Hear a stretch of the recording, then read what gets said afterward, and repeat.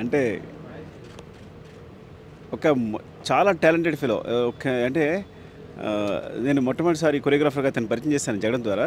అంటే ఫస్ట్ పరిచయమే అసలు ఒక సునామీలా ఉందన్నమాట.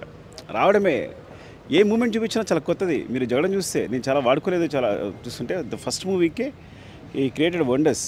నాకు అప్పుడే అనిపించింది ఈ గోస్ అంటే చాలా లాంగ్విటీ ఉంటుంది నీకు.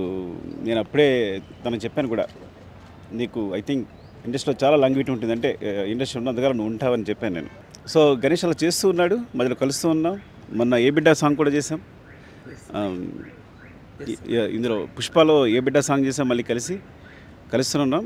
కానీ సడన్గా మొన్న వచ్చి నేను షూట్ చేస్తుంటే సెట్కి వచ్చి చెప్పాడు, నేను డైరెక్షన్ చేస్తున్నాను అన్నాడు. సో నేను పెద్ద షాక్ అవ్వాలా. ఏంటంటే ఎంత క్రియేటివ్గా ఉంటాడో తను చెప్పే సీన్స్ కానీ మూమెంట్స్ కానీ. ఒకవేళ మనం సాంగ్ డిస్కస్ చేసినప్పుడు అందులో వచ్చే ఇప్పుడు కొరియోగ్రఫీ ఒకటే ఉండదు, అందులో కథ ఉంటుంది.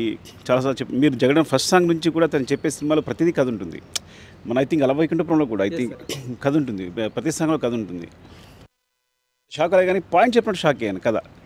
కథ చాలా చాలా బాగుంది. ఈ టైటిల్ కూడా ఒక ట్విస్ట్ ఉంది. సో అలాగే సాంగ్ సిచ్యువేషన్ చెప్పాడు. టోటల్గా ఒక ఓవరాల్గా చిన్న లైన్ తను 3 లైన్స్ చెప్తేనే నేను షాక్ అయ్యాను.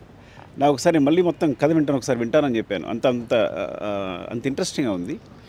సో ఇంత మంచి కథతో ఇంకా చాలా కాన్ఫిడెంట్గా, అంటే ఐ నో డెఫినెట్లీ ఇది అద్భుతం అవుద్ది డెఫినెట్గా.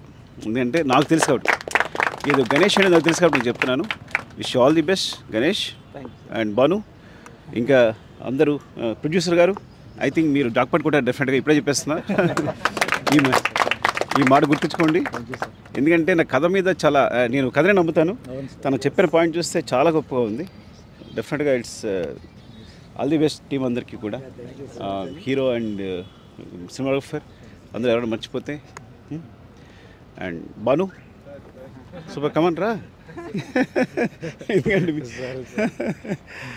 So love you all. Thank you అండి, thank you very much. Wish you all the best.